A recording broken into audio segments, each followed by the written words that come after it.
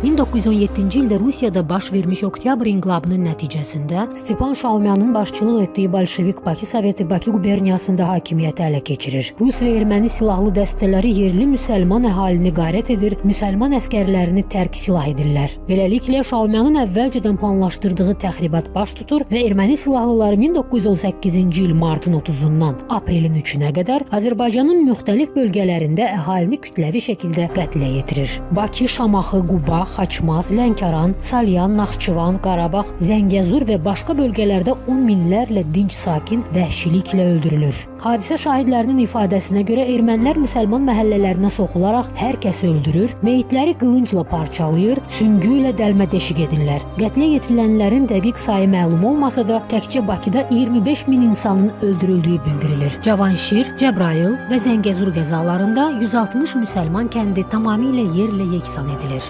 Müxtəlif tarixi və mədəniyyət binaları məhv edilir, Bakıdakı İsmailiyyə Xeyriyyə Cəmiyyətinin binası yandırılır, Təzəpir məscidinin minarəsi top gülləsi ilə dağıdılır.